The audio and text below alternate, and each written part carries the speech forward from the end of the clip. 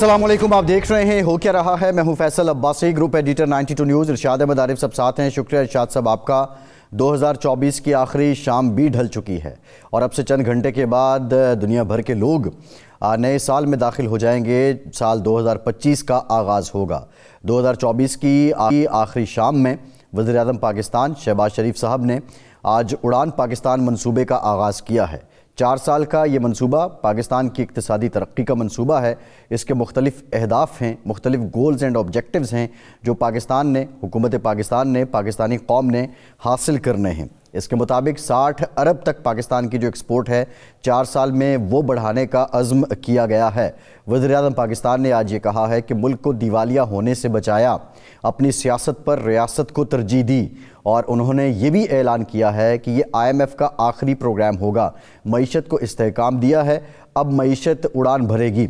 वज़ीर-ए-आज़म पाकिस्तान ने यह भी कहा कि भारतीय वज़ीर-ए-आज़म मनमोहन सिंह ने जो नवाज शरीफ का मॉडल था उसको अपनाया है।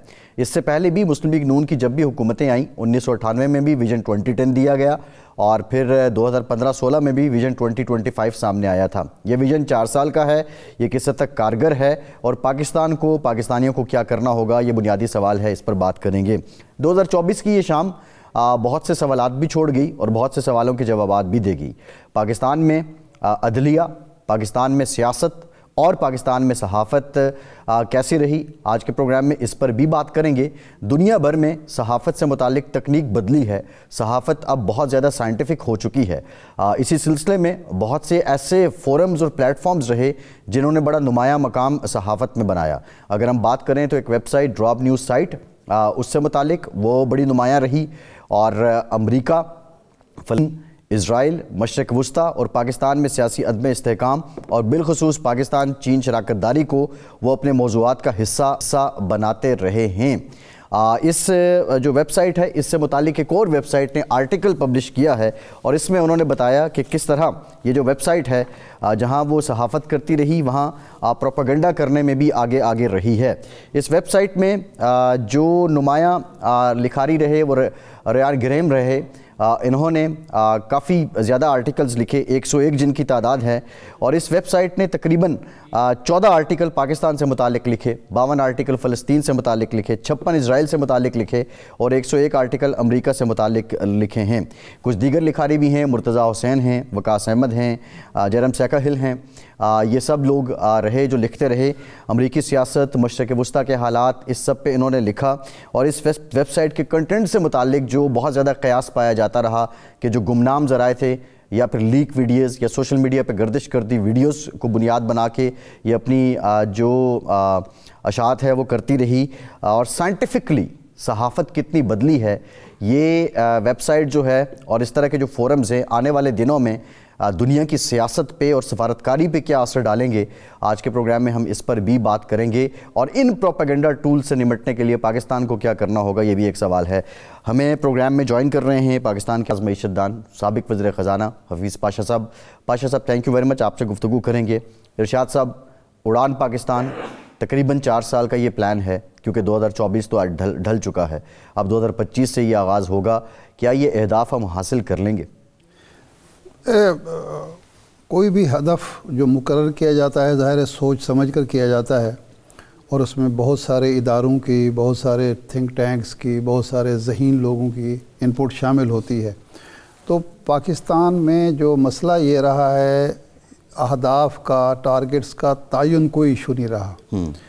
हमेशा हर हुकूमत ने अहदाफ का तयन किया। हमारा जो बजट होता है वो भी एक अहदाफ का ही सारा खेल होता है कि हम अगले साल में ये कुछ करेंगे। हमारी जो वज़ारत ख़ज़ाना है, वज़ारत शुमारियात है और जो इदारे हैं वो भी ये सारा कुछ करते हैं।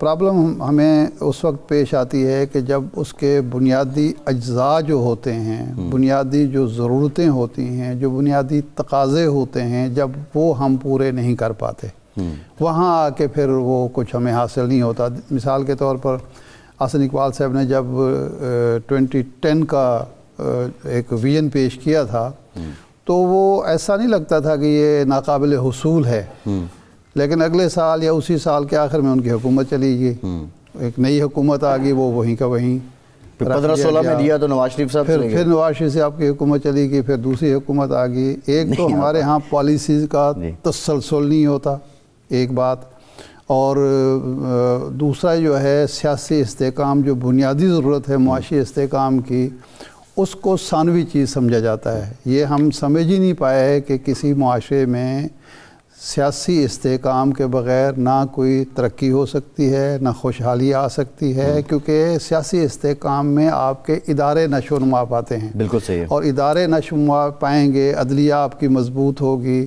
آپ کے جو ایف پی آر ہے وہ مضبوط ہوگا ٹیکس کلیکشن کے حوالے سے، آپ کے پارلیمنٹ مضبوط ہوگی، آپ کے باقی ادارے جب مضبوط ہوں گے، اپنے اپنے دائرہ کار میں وہ کام کریں گے، تو یہ ساری جو ملی جلی کاوش ہوتی ہے اس کا نتیجہ ترقی کی شکل میں، صحیح ہے، معیشت کی بحالی کی شکل میں، خوشحالی کی شکل میں برآمد ہوتا ہے۔ اگر تو ہم سیاسی استحکام کی منزل حاصل کر لیتے ہیں، یہ لڑائی جھگڑے کا جو ماحول ہے، سازش کا، ریشہ دوانی کا، ایک دوسرے کو ملیامیٹ کرنے کا، یہ ہم اس پر کنٹرول کر لیتے ہیں تو بالکل یہ حاصل ہو سکتا ہے۔ لیکن اگر اس طرف ہم توجہ ہی نہیں دیتے تو پھر ظاہر بات ہے سوالیہ نشانات ہوں گے۔ پاشا صاحب سے ارشاد صاحب جان لیتے ہیں، ماہر معیشت ہیں، وہ زیادہ بہتر انداز میں بتا سکتے ہیں۔ پاشا صاحب یہ اڑان پاکستان یہ قابل حصول ہے کیا؟ اور پاکستان کی معیشت اس وقت اس نہج پہ آ چکی ہے کہ اب ہم نے ٹیک آف کرنا ہے؟ بسم اللہ الرحمن الرحیم، یہ آپ کا بہت اہم سوال ہے، اور ایشو یہ ہے ٹائمنگ کا کہ یہ جو 4 سال کا پلان پیش کیا گیا ہے، کیا اس وقت حالات ایسے ہو چکے ہیں کہ ہم اگلے 4 سال کی پلاننگ سلیقے سے اور کامیابی سے کر پائیں گے یا نہیں؟ ابھی جو ذکر ہوا ہے کہ سیاسی حالات سنبھلنا چاہیے، یہ بہت اہم ہوتا ہے کسی پلان کی امپلیمنٹیشن میں، آپ نے بہت مناسب اس پہ ذکر کیا ہے۔ دوسری طرف جو مسئلہ ہے پاکستان میں اس وقت شرح نمو جو ہے وہ حد سے زیادہ کم ہے۔ اب آپ یہ دیکھیے کہ اس سال کے پہلے کوارٹر میں آپ کا شرح نمو 1% سے بھی کم رہا ہے۔ جب آپ کے معاشی حالات میں جسے کہتے ہیں کہ تیزی نہیں ہے اور گروتھ کا جو پیمانہ ہے وہ بالکل کم ہو چکا ہے، تو اس وقت یہ کہنا کہ ہم 6 سے 8% کے شرح نمو تک چلے جائیں گے اگلے کچھ سالوں میں، یہ میں سمجھتا ہوں نامناسب ہے۔ اور اس کی سب سے بڑی وجہ کیا ہے؟ بڑی وجہ یہ ہے کہ پاکستان میں پچھلے 2-3 سال سے جو سرمایہ کاری کا پیمانہ ہے وہ بہت گر چکا ہے، بہت گر چکا ہے، اور اس کے نتیجے میں آپ یہ دیکھیے کہ پچھلے سال صنعتی پیداوار کو بڑھانے کے لیے جو سرمایہ کاری ہوئی ہے وہ 25 سال پہلے کے لیول سے بھی ریئل ٹرمز میں کم ہے۔ یعنی کہ صنعت میں اس وقت انویسٹمنٹ نہیں ہو رہا ہے۔ تو ان حالات میں جب آپ کا انویسٹمنٹ کا پیمانہ جو ہے وہ صرف 11.3% ہے جی ڈی پی کا، 6% حاصل کرنے کے لیے 22 سے 25% چاہیے ہوگا آپ کو، تو وہ کیسے آپ حاصل کریں گے؟ سب سے بڑا سوال یہی ہے۔ And with all due respects to the planning commission, جس کا ایک وقت میں بھی رہا ہوں، وتھ آل ڈیو ریسپیکٹس جو ٹارگٹس ہیں وہ اس وقت ان اٹینیبل اور نامناسب ہیں۔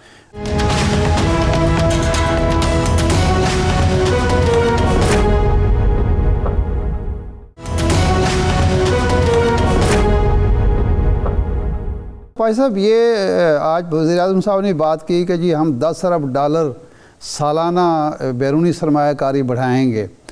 پاکستان کے سرمایہ کار کے بارے میں عام تاثر یہ ہے کہ وہ اب یہاں سرمایہ کاری میں انٹرسٹڈ نہیں ہے، اس کی مختلف وجوہات ہیں۔ جب پاکستان کا سرمایہ کار انویسٹ نہیں کر رہا، سوائے اس وقت ہمیں اسٹاک ایکسچینج میں جو انویسٹمنٹ نظر آ رہی ہے، اس کے علاوہ کسی اور شعبے میں اور خاص طور پر صنعت میں تو بالکل نہیں ہے، تو کیا بیرونی سرمایہ کاری آ سکتی ہے؟ اس کو لانا آسان ہے؟ اور ایسے ایف سے نے جو ٹارگٹس مقرر کیے تھے وہ ہم اچیو کر پائے ہیں، حالانکہ وہ بہترین کاوش تھی؟ بات دراصل یہ ہے کہ ایک نیا ادارہ قائم ہوا تھا کچھ عرصہ پہلے جس کا نام تھا SIFC، اور اس وقت خیال یہ تھا کہ انویسٹمنٹ کا پیمانہ جو ہے وہ ایک کنسالیڈیٹڈ طریقے سے اور پالیسیز کو مناسب کر کے ہم بڑھا لیں گے، اور انفیکٹ ٹارگٹ جو اس وقت بھی دیا گیا تھا 1 سال سے زیادہ پہلے وہی $10 ارب کا تھا۔ مگر اس سال جو ابھی تک تقریباً آپ یہ دیکھیے کہ پہلے 6 مہینے میں جو سرمایہ کاری باہر سے ہوئی ہے وہ مشکل سے $1.5 ارب کی ہوئی ہے، اور اگر اس سے پروفٹس کی ریپیٹریشن نکال لیں تو نیٹ ٹرمز میں بہت کم ہے، اور اس کی وجوہات تو واضح طور پر آپ کے سامنے ہیں۔ ایک تو یہ کہ جب پاکستان کا سرمایہ کار خود نہیں کر رہا انویسٹ تو باہر سے کہاں سے انویسٹمنٹ آئے گی؟ دوسرے طرف جو حالات ہیں سیاسی کشمکش، دوسرا ٹیررزم میں اضافہ خدا نخواستہ، اس طرح کی چیزوں کی وجہ سے آپ دیکھیے کہ چائنا کے ساتھ جو ہمارا سب سے ایمبیشس پروگرام تھا کہ CPEC فیز 2 میں انشاءاللہ ہم پروجیکٹس کی طرف چلے جائیں گے، اور چائنا کا جو گلوبل ویلیو ایڈڈ ہے اس سسٹم میں پاکستان شامل ہو جائے گا، مگر افسوس کی بات یہ ہے کہ ایسا بالکل نہیں ہو پایا۔ جی پاشا صاحب، بنیادی طور پہ ایک تو پالیسیز ہیں گورنمنٹ کی، اس کا آپ نے بھی ذکر کیا، دوسرا جو گورنمنٹ اب کلیم کر رہی ہے کہ ہم نے معیشت کو استحکام دے دیا ہے، کیا واقعتاً جو ڈیفالٹ کی تلوار تھی ہم سے وہ ہٹ چکی ہے، اور یہ پالیسیز کیا کنسسٹنٹ رہیں گی، اور کتنا عرصہ اگر یہی پالیسیز رہیں تو یہ استحکام چلتا رہے گا؟ بات دراصل یہ ہے کہ حالات میں کچھ بہتری ضرور آئی ہے، افراط زر میں نمایاں طور پر کمی ہوئی ہے، ہمارا تجارتی خسارہ سرپلس میں ہے، مگر اس کی وجہ کچھ یہ بھی ہے کہ ہم نے درآمدات کو کنٹرول کیا ہوا ہے، اور اس وقت ریزروز آپ کے جو ہیں وہ تقریباً 2.5 مہینے درآمدات کے لیے کافی ہیں۔ مگر بات دراصل یہ ہے کہ اس وقت ہم IMF کی چھتری کے نیچے آگے بڑھ رہے ہیں۔ 3 سال کا ایک پروگرام ہے، بہت ہی اہم پروگرام ہے، اور اس کی وجہ سے پچھلے سال آپ دیکھیے کہ جو اسٹینڈ بائی فیسلٹی تھا اس کی وجہ سے ریزروز میں اضافہ ہوا۔ یہ IMF پروگرام کی چھتری ہمارے لیے اس لیے ضروری ہے کہ اس کے بغیر باہر سے پیسہ نہیں آئے گا، مگر مجھے افسوس سے کہنا پڑ رہا ہے کہ پرائیویٹ سیکٹر سے جو پیسے آنے ہیں، یعنی کہ کمرشل بینکوں سے اور بانڈز کی فلوٹیشن سے، وہ نہ ہونے کے برابر رہے، اور پہلے تقریباً 5 مہینے میں ہم 25 سے صرف 30% اپنے ٹارگٹ کا حاصل کر پائے ہیں ایکسٹرنل فائنینسنگ کا، اور اب ایک بہت اہم وقت آنے والا ہے مارچ میں، جب IMF کا سب سے پراپر ریویو ہوگا پروگرام میں کس طرح پاکستان نے ترقی کی ہے اور پالیسیز اور کنڈیشنالٹیز کو امپلیمنٹ کیا ہے۔ آلریڈی واضح ہو چکا ہے کہ بہت سے فرنٹس پر پاکستان کامیابی سے آگے نہیں بڑھ رہا ہے، اور نمایاں طور پر سب سے اہم اگزامپل جو ہے وہ FBR کے ریونیوز ہیں، جس میں اندازاً یہ ہے کہ پہلے 6 مہینے میں 600 سے 700 ارب کی کمی آ سکتی ہے شارٹ فال، اور سال بھر میں تو یہ 1000 ارب سے بھی زیادہ ہو سکتا ہے۔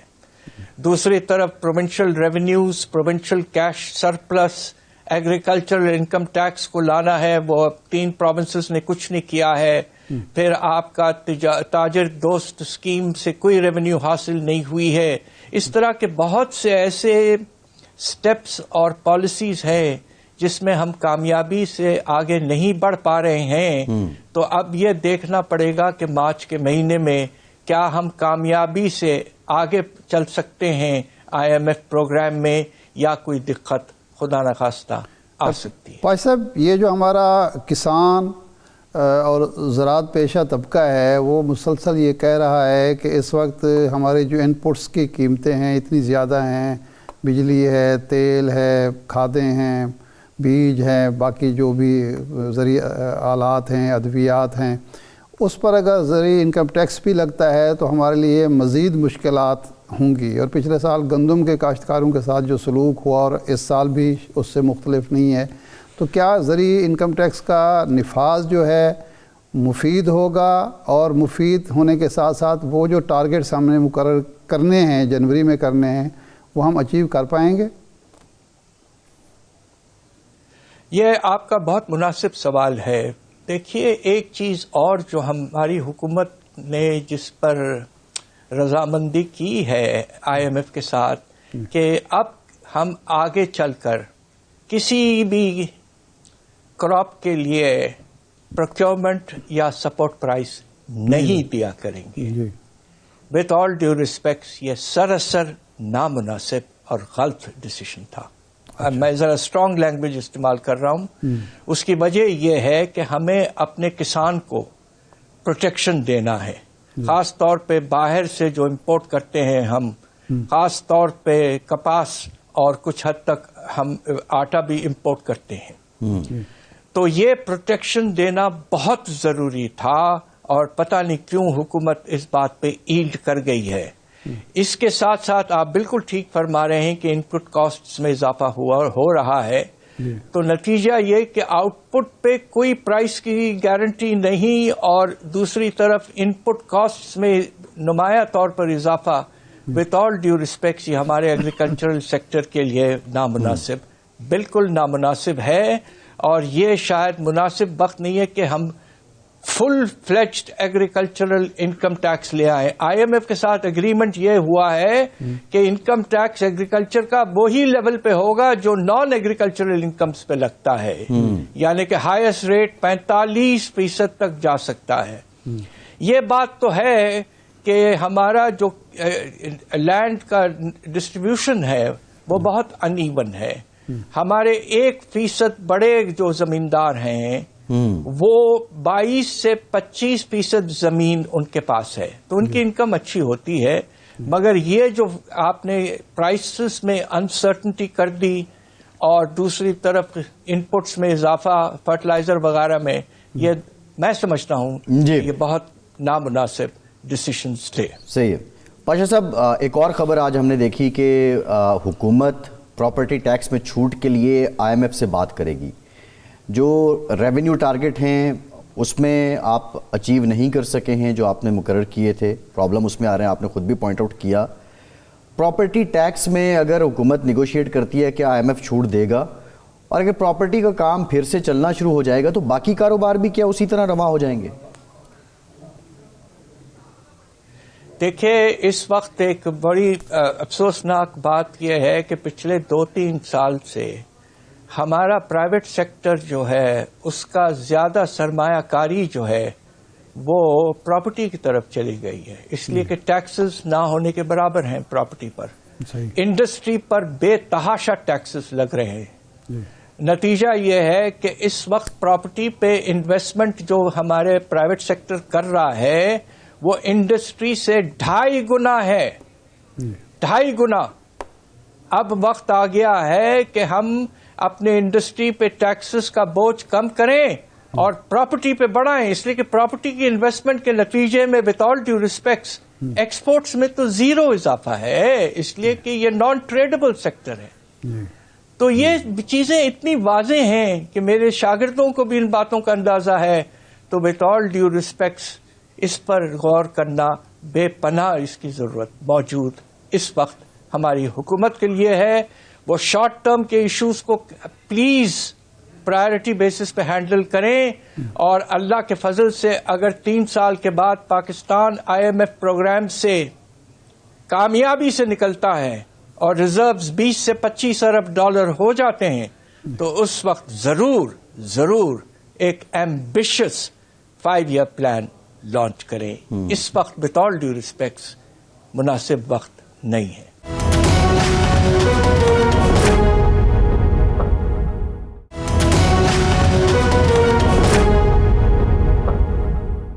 اچھا بھائی صاحب، یہ اسٹاک ایکسچینج میں ماشاءاللہ بہت زیادہ یعنی 40-45 سے بڑھتے بڑھتے وہ 1,13,000 پہ چلا گیا ہے. بعض لوگ جو ایک منفی ذہنیت کے لوگ ہیں وہ یہ کہتے ہیں جی یہ ایک کنٹرولڈ قسم کا اضافہ ہے, اور جس طرح شوکت عزیز کے دور میں ایک دفعہ ہوا تھا, پھر اس کے بعد 16-17 میں بھی ایک دفعہ ہوا تھا, اسی طرح کی صورتحال ہے. کیا واقعی یہ جینون اضافہ ہے, جینون انویسٹمنٹ ہے, یا باقی شعبوں میں نہ ہونے کی وجہ سے لوگ اس طرف جا رہے ہیں؟ دیکھیے, جو اصل جو کامیابی ہوتی ہے وہ یہ ہوتی ہے جب کہ آپ کے انڈسٹری اور مختلف سیکٹرز میں پروفٹیبلٹی وغیرہ میں نمایاں طور پر اضافہ ہوتا رہا ہے, اور اس کے نتیجے میں شیئر پرائسز میں ایک آپ نمایاں طور پر اور اضافہ دیکھیں گے. یہ ایک سسٹینیبل ریلیشن شپ ہے. جی. مگر علاوہ بینکنگ سیکٹر کے, بینکنگ سیکٹر میں واضح طور پر پروفٹس ڈبل سے زیادہ ہو گئی ہیں, تو certainly I can expect bank shares to go up in value, but industrial shares profitability زیادہ نہیں ہے اور گر چکی ہے, اور خاص طور پہ بجلی گیس وغیرہ کی قیمتوں کی وجہ سے انڈسٹریل پروفٹیبلٹی بہت کم ہے. تو یہ کہنا کہ قیمتوں میں شیئر پرائسز میں اتنا زبردست اضافہ ہونا یہ کچھ آرٹیفیشل ہے, اور اس کی کچھ وجہ یہ ہے کہ بینکوں کے پاس سرپلس ڈپازٹس آ گئے تھے, اس لیے کہ گورنمنٹ نے اپنی بوروئنگ اس لیے کم کر دی تھی کہ اسٹیٹ بینک نے انہیں 2,500 ارب کے ایکسٹرا پروفٹس دیے تھے پچھلے 6 مہینے میں. اس کے نتیجے میں گورنمنٹ کی بوروئنگ کم ہو گئی, ڈپازٹس پڑے رہے. تو میرے خیال سے آپ یہ دیکھیے کہ کمرشل بینکوں نے پہلے تو کریڈٹ کم کر دیا تھا پرائیویٹ سیکٹر کو, اب وہ 1,000 ارب سے زیادہ ہے, اور ڈی ایف آئیز جو ہیں ان کو بھی 1,000 ارب سے زیادہ کریڈٹ پہلی دفعہ تاریخ میں دیا گیا ہے. یہ پیسہ کچھ یقیناً اسٹاک مارکیٹ میں گیا ہے, اور اس کے نتیجے میں جی ویلیوز میں اضافہ ہوا ہے. اچھی بات ہے, مگر سسٹینیبل اس کا ہونا بہت ضروری ہے. اچھا ڈاکٹر صاحب, یہ جو بینکوں پر ایک ٹیکس لگایا گیا ہے کہ سرپلس پہ مختلف بینکوں نے مختلف اس کا, کسی نے 2 ارب مقرر کیا ہے, 6 ارب 4 ارب کے مختلف وہ کیے ہیں, اس سے کیا فائدہ ہوگا؟ بعض لوگ کہہ رہے ہیں کہ اس سے تو بہت نقصان ہوگا, اور لوگ جو ہے خاص طور پر بڑی کمپنیز جو ہیں ان کے لیے مسائل کھڑے ہوں گے. جی, میں سمجھتا ہوں کہ اگر آپ کو کوئی سٹیپ لینا تھا بینکوں کے نظام کو بہتر کرنے کے لیے, تو وہ یہ ہونا چاہیے تھا کہ جو ہمارے پرائیورٹی کے شعبے ہیں, جس میں زرعی شعبہ ہے, جس میں آپ کا اسمال اینڈ میڈیم انٹرپرائزز ہیں, جس میں ہاؤسنگ ہے, جس میں اسمال لونز ہیں, ان کا منیمم شیئر آپ کے ایڈوانسز میں مقرر کرنا چاہیے تھا. میرا تو اندازہ یہ ہے کہ یہ جو پرائیورٹی سیکٹرز ہیں تقریباً 25 سے 30% کم از کم ہمارا جو ایڈوانسز کا لیول ہے وہ ان میں ہونا چاہیے. اس وقت وہ 15 سے بھی کم ہے. اگر آپ اس پہ ٹیکس بڑھاتے تو I would have supported it. جو اس وقت کیا گیا ہے, with all due respects again, کوئی خاص اس سے فرق نہیں پڑنے والا. اچھا یہ فرمائیں, اب آپ اوور آل جو گفتگو ہو چکی 2025 ہماری معیشت کے لیے کیا آپ کی توقعات ہیں؟ کیسا رہے گا؟ ہم بہت اچھے کی توقع کریں, اور کیا کیا ریکوائرمنٹ ہیں جو ہم پوری کریں تاکہ یہ واقعی اچھا سال رہے؟ دیکھیے, سب سے پہلے تو یہ آپ کی کوشش یہ ہونی چاہیے کہ مجبوراً ہم آئی ایم ایف کے پروگرام میں ہیں, اور اس کی وجہ یہ کہ اس پروگرام کی چھتری کے بغیر باہر سے پیسہ بالکل رک جاتا, اور ابھی بھی پروگرام ہونے کے باوجود پیسے کا انفلو کافی کم ہے, اور ہم ٹارگٹس میٹ نہیں کر پا رہے ہیں. دوسری طرف جو مسئلہ ہے وہ یہ کہ زرعی شعبے میں کپاس کی فصل بہت ہی کم ہوئی ہے, اور خطرہ موجود ہے کہ پچھلے سال کے ایکسپیرینس کے بعد آپ دیکھیں گے کہ ویٹ کی بھی جو کراپ ہے وہ کم ہو سکتی ہے. اور ساتھ ساتھ ہمارا جو صنعتی شعبہ ہے اس کے بہت سے وجوہات کی وجہ سے آپ یہ دیکھیے کہ جو شرح نمو ہے وہ منفی ہے، اور اوور آل پہلے کوارٹر میں آپ نے دیکھا کہ جو ہمارا جی ڈی پی کا شرح نمو ہے وہ بھی منفی رہا، تقریباً 1% کے لگ بھگ. جی لہٰذا اس وقت اکانومی میں مومنٹم نہیں ہے، اور آپ نے مختلف طریقوں سے امپورٹس وغیرہ کو کنٹرول کیا ہے جس سے پروڈکشن پہ اثر پڑ رہا ہے.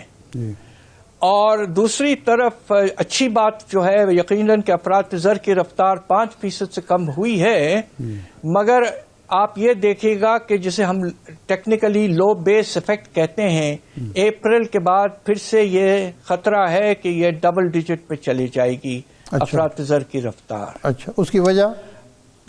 تیسری طرف اس کی وجہ یہ ہے کہ آپ کا جو بیس ہے اس میں انفلیشن کم ہو جاتا ہے، تو پھر اس کے بعد انفلیشن ریٹ جو ہے بیس افیکٹ کی وجہ سے بڑھ جاتا ہے. اچھا. اور تیسری بات جو یہ ہے کہ بجٹ کا جو سلسلہ ہے وہ بھی پریشان کن ہے. اگر آپ کے ایف بی آر ریونیوز میں 1000 ارب کا شارٹ فال آتا ہے اور پروونشل کیش سرپلسز جو 1250 ارب ہونے چاہیے وہ صرف 600 سے 700 ارب رہ جاتے ہیں، تو گیپ بہت ہوگا اور آئی ایم ایف آپ کو بہت پریشان کرے گا، اور ہو سکتا ہے کہ آپ کو انڈائریکٹ ٹیکسز بڑھانا پڑے اور ساتھ ساتھ سرکولر ڈیٹ وغیرہ کو ہینڈل کرنے کے لیے بجلی کی نرخ بڑھانے پڑے گا. تو اس وقت پکچر جو ہے مکسڈ ہے، کلیئر نہیں ہے. بس ہم سب کی دعا ہے کہ اللہ چاہیں تو پاکستان آہستہ آہستہ پھر سے آگے بڑھنا شروع ہو. جی ڈاکٹر صاحب بہت شکریہ. شاہ صاحب ہم بات کر رہے تھے پہلے کہ وہ احسن اقبال صاحب نے ویژن 98 دیا تو وزارت عظمیٰ سے نواز شریف صاحب چلے گئے، پھر 2025 دیا غالباً تو پھر چلے گئے. اب یہ جو شہباز شریف صاحب نے اڑان پاکستان کا آج اعلان کیا، یہ بھی احسن اقبال صاحب کا ویژن ہے. تو آپ کیا سمجھتے ہیں؟ نہیں ہم دیکھیں پاکستان تو اڑے گا انشاءاللہ، یہ تو ہماری دعا ہے، ہماری خواہش بھی ہے. تو 2025 مسلم لیگ نون کے لیے کیسا ہوگا؟ نہیں، پہلے ہم 24 کا جائزہ لے لیں نا. 24 سے ہم آگے بڑھیں گے نا قدم. دیکھیں 24 کے 3 شعبے اگر ہم لیں، سیاست، صحافت اور عدلیہ. الیکشن ہوئے، بڑی خوشی کی بات ہے کہ اگر تاخیر سے صحیح، دیر سے صحیح، آئین کو پس پشت ڈال کر جو تاخیر ہوئی تھی پھر بھی الیکشن ہو گئے، لیکن اس کا تنازع آج تک چل رہا ہے. یعنی کہا یہ گیا کہ جی وہ جو نتائج تھے ان کو تبدیل کیا گیا، اور جو متاثرہ فریق ہیں انہیں یہ موقع بھی نہیں دیا جا رہا کہ جو وہ ٹریبونلز کے ذریعے انصاف حاصل کر سکیں. اور اس کی وجہ سے موجودہ حکومت کی جو لیجیٹیمیسی ہے اس پر سوالات اٹھ رہے ہیں، مخالفین کی طرف سے بھی اٹھ رہے ہیں، باہر کے لوگوں کی طرف سے بھی اٹھ رہے ہیں. تو یہ پارلیمنٹ کے لیے بھی، حکومت کے لیے بھی، سیاست کے لیے بھی، جمہوریت کے لیے بھی یہ کوئی اچھی بات نہیں ہے. اور بہتر یہ ہے کہ اب مذاکرات شروع ہوئے ہیں تو مذاکرات کے ذریعے جتنی جلدی اس معاملے کو سدھار لیا جائے، بہتر کر لیا جائے. وہ سال کے آخر میں تھوڑی کچھ ہوا کے ٹھنڈی ہوا کے جھونکے ہے. ہاں، لیکن ب اگر حکومت اس بات اصرار کرے گی جی تو یہ تو جو ہو گیا یہ تو آپ کو ماننا پڑے گا، تو اس طرح سے معاملات نہیں ہوتے. کیونکہ اگر عوام کے مینڈیٹ کے بغیر آپ کوئی سسٹم چلانے کی کوشش کرتے ہیں، ریل جو لوگوں کی وہ ہے، تو وہ ایک آرٹیفیشل سسٹم ہوتا ہے، وہ زیادہ دیر چلتا نہیں ہے اور وہ اپنی قباحتیں چھوڑ جاتا ہے. جس کو صحافت کے لحاظ سے تو پابندیوں کا سال رہا ہے، 23 اور 24 میں کوئی بہت زیادہ فرق نہیں رہا، اور ہر طرح کی جو ہے مشکلات فیس کرنی پڑی ہیں صحافیوں کو. اور عدلیہ آپس میں ہی لڑتی رہی ہے. یعنی سپریم کورٹ میں لڑائی، یعنی اگر 6 جج خط لکھیں کہ جی ہمیں تحفظ حاصل نہیں ہے، سپریم کورٹ میں قوانین بار بار بدلے جائیں اور ایک چیف جسٹس رخصت ہوں تو وہ صرف اپنا کریڈٹ پہ یہ بتا کے جائیں کہ جی میرے حکم سے الیکشن ہو گئے. تو آپ الیکشن کرانے تو نہیں آئے تھے، آپ تو بیسیکلی لوگوں کو انصاف فراہم کرنے آئے تھے.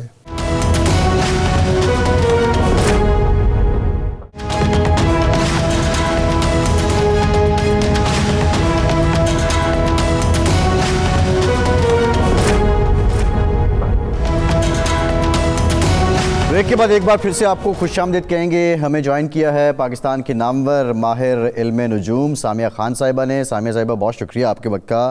سامیہ جی پہلے تو یہ بتائیے کہ یہ 2025 کیا پاکستان کی سیاست میں استحکام کا سال ہوگا؟ جی بسم اللہ الرحمن الرحیم. موقع دینے کے لیے بہت بہت شکریہ. اور آپ بڑے میرے فیورٹ جرنلسٹ صاحب کے ساتھ بیٹھ کے شو کر رہے ہیں اور ملاقات ہی بالمشافہ تو کم ہوتی ہے ان سے, کبھی تو خبروں کے تھرو واسطہ رہتا ہے ہمارا. فیصل سچویشن یہ ہے ستاروں کی, مجھے تھوڑا سا اگر 1 منٹ دیے تو میں آپ کو ایکسپلین کر سکوں گی جی. کہ پاکستان کا 2024 کا جو نمبر تھا وہ تھا 8 کے عدد کو دیکھیے, اس میں سے کہیں سے راستہ نہیں نکلتا. کنفیوژن, کیوس, بمپی رائڈ آپ نے 2024 ملاحظہ کیا. 2020 یہ جو 5 آنے والا ہے اس کا نمبر ہے 9, یہ روحانیت کا سال ہے. اور یہ جو آپ کو ہے میرے رب نے چاہا, اللہ کے فضل شامل حال رہا تو آپ کمپنسیشن ایئر ہے 2025. لیکن کہانی شروع کچھ اس طرح ہوگی کہ کہتے ہیں جنت حاصل کرنے کے لیے مرنا پڑتا ہے. تو جو ابھی جو سچویشن ہے سال کے آغاز میں, یہ میرے پورے علمی کیریئر میں آج تک ایسا نہیں ہوا. ایک ستارے کا نام ہے مریخ, جسے اردو میں انگلش میں مارس کہا جاتا ہے. یہ ابھی 4 نومبر کو ایگزٹ کیا تو میں نے شکر ادا کیا کہ ملک میں امن رہا, کوئی دنگا نہیں ہوا, دھرنے کال آف ہو گئے. تو لیکن یہ 5 جنوری کو سپیڈ سے الٹا چلتا ہوا یہ پھر پاکستان کے ذائچے کے اس گھر میں آ رہا ہے جو کہ پاکستان کے چھپے ہوئے سیکرٹ اینیمیز کا گھر ہے. تو یہ اس وقت جو ہے ایک چیلنجز والے ہمارے فرسٹ 2 months ضرور ہیں, لیکن مجھے یہ بھی امید نظر آتی ہے اور میں آپ کے توسط سے کہنا چاہوں گی, ادارے ہیں, سیاستدان ہیں, سیاسی جماعتیں ہیں, عوام ہیں, یہ وہ وقت ہے جب ہمیں ایک پیج پہ رہنا ضروری ہے. میں ہمیشہ کہتی ہوں کہ غیب کا علم صرف اللہ تعالیٰ کی ذات کے پاس ہے, اس لیے میں اپنے اس علم کو امکانات کا اندازوں کا علم کہتی ہوں. تو یہ وہ وقت ہے کہ جب عسکری اداروں کے لیے بے انتہا چیلنجز آ سکتے ہیں, لیکن مجھے یہ بھی امید نظر آتی ہے کہ اس وقت سے ہم نکل جائیں گے. یہاں پہ میں ایک اور بات کہہ دوں, یہ وہ وقت ہے فیصل جو آگ لگنے کے واقعات, ہوائی حادثات, زمینی حادثات جو کہ آپ دیکھ رہے ہیں, یہ اللہ نہ کرے آنے والے وقت میں بڑھ سکتے ہیں. ہر بندہ اپنے طور پہ حفاظت کرے اپنے گھروں میں, سڑکوں پہ چلتے ہوئے, تاکہ خدا تعالیٰ ہر ایک کو اپنی امان میں رکھے. لیکن ہمیں امید ہے کہ 21 مارچ سے وہ روشنی نظر آتی ہے 2025 میں جس کا خواب ہمیں ولیوں نے دکھایا, روحانی شخصیات نے دکھایا کہ پاکستان اتنا اہم ہو جائے گا. اس کی بھی دلیل میرے پاس موجود ہے کہ پاکستان کیوں اہم ہوگا. جب آپ آگے مجھ سے سوال کریں گے تو پھر ہم اس پہ نہیں, وہ آپ بتا دیجیے. سامیہ جی وہ تو بتائیے روحانی اعتبار سے کیا ہے 21 مارچ کے بعد ایسا کیا ہوگا کہ پاکستان اہم ہوگا؟ دیکھیے وہ اس لیے کہ کیونکہ نیو ورلڈ الائنسز بننے جا رہے ہیں. میری ایک بڑی خطرناک پیش گوئی تھی 2021 میں کہ ہم اینڈ آف ورلڈ کی طرف ہمارا سفر شروع ہے, اور جو ہے یہ والا جو سال ہے پھر میں نے کہا تھا 2023 میں جھڑپوں کا آغاز ہو جائے گا. 2025 میں وہ ٹیزر پروموز آپ دیکھو گے جو 3rd ورلڈ وار کی بگننگ ہوں گے. دنیا میں نیو ورلڈ الائنسز بننے ہیں اور خوش قسمتی سے پاکستان اس الائنس کا پارٹ بنے گا جن کی مجبوری بن جائے گی ہمیں سروائیو کرانا, اور جس کے نتیجے میں 15 مئی سے جو وقت شروع ہوگا پاکستان میں سرمایہ کار دونوں آئیں گے, جس سے ملک کی معاشی استحکام بھی شروع ہوگا اور سیاسی استحکام. تو جب الیکشن نہیں بھی ہوا تھا تو میں نے کہا تھا کہ اس الیکشن کے نتیجے میں جو سیاسی جماعتوں کو اتحاد سے چلنا مجبوری ہو جائے گا کیونکہ کوئی پارٹی واضح اکثریت نہیں لے گی. اس سال بھی ان ہاؤس تبدیلیاں متوقع ہیں, لیکن اگر آپ کہیں گے کہ سسٹم بدل جائے گا, اس چیز کا کوئی امکان نظر نہیں آتا. اچھا یہ فرمائیں کہ یہ آپ نے کیا کہا کہ ان ہاؤس تبدیلی ممکن ہے. اس وقت سیاسی جماعتوں کے درمیان مذاکرات ہو رہے ہیں, یہ مذاکرات کا عمل نتیجہ خیز ہوگا؟ کیا اس کے نتیجے میں ان ہاؤس تبدیلی آئے گی، یا یہ مذاکرات ناکام ہو گئے اور اس کے نتیجے میں ان ہاؤس تبدیلی آئے گی؟ یہ آپ کیا دیکھتے ہیں؟ سیاسی جماعتوں کا مل بیٹھنا، مخالفین کا مل بیٹھنا، یہ فائدہ مند ہے یا نقصان دہ ہے سسٹم کے لیے اور جمہوریت کے لیے، اپنا پارلیمنٹ کے لیے، حکومت کے لیے؟ دیکھیے یہ تجزیہ تو میں نہیں کر سکتی. اب اگر آپ یہ مذاکرات، آپ کو پتہ ہے جس ہستی کو بیس بنا کے ہو رہے ہیں، تو ہم انہی کی بات کر لیتے ہیں، بانی پی ٹی آئی کی جو ہے. مجھے اتنا یاد ہے کہ 18 جولائی 2023 سے یہ ستارہ آیا تھا، جس کی بنا پہ میں نے کہنا شروع کیا تھا کہ یہ ستارے خان صاحب کو آئسولیٹڈ کرتے ہوئے نظر آ رہے ہیں. اچھا، محدود علم ہے تو میں اس آئسولیشن کی تشریح نہیں کر سکتی تھی. وہ جلا وطنی ہے یا وہ جو ہے اللہ نہ کرے ان کی زندگی کو بھی خطرہ تھا. وہ ستارے جنہوں نے انہیں شکنجے میں جکڑا، 12 جنوری 2025 کو وہ وہاں سے ایگزٹ کرنے لگے. تو خان صاحب کی پہلی ریلیف کی شکل آسمانی ستارے کی بنتی ہے. دوسرا مہینہ فیبروری کی 10 تاریخ جب جوپیٹر سیدھا ہو جائے گا تو ان کے مقدمات جو ہیں حل ہونے کی طرف جا سکتے ہیں. لیکن یہاں میں یہ کہنا چاہوں گی کہ یہ پیشکش بڑی محدود مدت کے لیے ہے. ان کی پارٹی کو چاہیے تھوڑی فلیکسیبلٹی شو کریں اپنے قائد کو ریلیف دلانے کے لیے، کیونکہ اس وقت آسمانی ستارے ریلیف دیتے ہوئے نظر آتے ہیں. صرف زمینی اداروں کے ساتھ ایک کولیبوریشن کا سسٹم اللہ کرے کہ بن جائے، اور یہ پیشکش ایک محدود مدت کے لیے، ورنہ جو مئی سے وقت شروع ہو جائے گا وہ پھر خان صاحب کے لیے ایک گمنامی کا وقت بھی لا سکتا ہے. تو یہ پلیز میرا مشورہ یہ ہوگا کہ اس وقت کو اویل کیا جائے پازیٹیولی. نہیں، آپ کا کہنا ہے کہ 1 جنوری سے 15 مئی تک، 12 جنوری سے جی 12 جنوری سے مئی تک ان کے پاس وقت ہے. اگر وہ اس پیشکش سے فائدہ اٹھا لیں گے تو آسانیاں ہوں گی، ورنہ پھر مشکلات کا نیا دور شروع ہونے لگا ہے. جی، پھر لمبی میں نے پہلے آئسولیشن کا ورڈ یوز کرتی تھی، پھر میں کہوں گی کہ گمنامی کی طرف جا سکتے ہیں. تو مطلب ان کا سیاسی ستارہ بہت سٹرونگ ہے بانی پی ٹی آئی کا. میں تو میرا خیال ہے جب انہوں نے تیسرا نکاح نہیں بھی کیا تھا تو میں کہا کرتی تھی کہ خان صاحب کو سیاست راز سے شادی راز نہیں ہے. تو جو ہے ان کا remember that, I am witness to that. Samia ji یہ مجھے بالکل یاد ہے، میں بالکل وٹنس ہوں اس بات کا. نہیں بات ختم وہ نہیں، میں ان سے ذرا ان ہاؤس تبدیلی کی بات کرنا چاہ رہا تھا. اس پہ ذرا بات مکمل کرنے دیں نا، کہ یہ جو بات آپ کر رہی ہیں کہ ان کے لیے شادی راس نہیں ہے، سیاست راس ہے، تو اب تو لگتا ہے کہ دونوں راس نہیں ہیں. اس وقت کیا پوزیشن ہے؟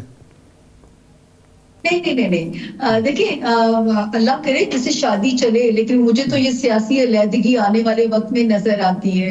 لیکن سیاسی ستارہ سٹرونگ ہے. اگر مطلب دیکھیں، جب پیپلز پارٹی نے الیکشن لوز کیا تھا اور نون لیگ نے ٹیک اوور کیا تھا، تب بھی میں چینلز پہ تھی اور میں نے کہا تھا 10 سال لگیں گے پیپلز پارٹی کو دوبارہ کم بیک کرنے میں. آپ گن لیجئے سر کہ صدر آصف علی زرداری کو صدر بننے میں پورے 10 سال کے بعد وہ صدر ہاؤس میں پہنچے ہیں. اور تو میں ہمیشہ ایک بات پہلے بھی کہتی ہوں کہ اس ملک کا جو ذائچہ ہے نا سر، اس میں وزیر اعظم کا منصب ہی کنٹروورشل ہے. آپ ہسٹری اٹھا کے دیکھ لیجئے، کسی وزیر اعظم نے جو ہے اپنا وہ کمپلیٹ نہیں کیا ٹینیور. صحیح ہے. سامیہ جی آخر میں آپ کی طرف سے کیا پیغام ہے پاکستانیوں کے لیے؟ کیا کرنا چاہیے اور کیا نہیں کرنا چاہیے؟ 2 باتیں. یہ آپ نے بہت پیاری بات کی ہے. دیکھیں بات سنیں، اب ہمارا سفر شروع ہونے جا رہا ہے غزہ سے غزوہ ہند کی جرنی جو ہے. اللہ تعالیٰ نے اس دنیا کو اب سمیٹنا ہے. میں یہ کہنا چاہوں گی کہ اپنے اپنے قبلے درست کر لیجئے، توبہ طائب ہوئے تو دوبارہ گناہوں کی طرف نہ جائیے، شاید زندگی موقع نہ دے. اور سب سے پہلی بات، شخصیت پرستی چھوڑ کے اپنے ملک سے محبت کیجئے. دیکھیے یہ مٹی آپ کو کیسے رنگ لگائے. جی بڑا خوبصورت پیغام سامیہ جی. ارشاد صاحب آپ کی طرف سے کیا پیغام ہے؟ محنت، دیانت اور ملک حب الوطنی کا مظاہرہ یہ ہر شخص کو کرنا چاہیے، کیونکہ محنت سے ہم اپنی زندگی بھی سنواریں گے، قوم کو بھی سنواریں گے. لگن ہوگی اور حب الوطنی ہوگی تو ہمارا مستقبل بہت ہی درخشاں ہوگا. نئے سال کی آپ سب کو پیش کی مبارکباد. ارشاد صاحب آپ کا شکریہ، سامیہ خان صاحب آپ کا شکریہ. اجازت دیجیے.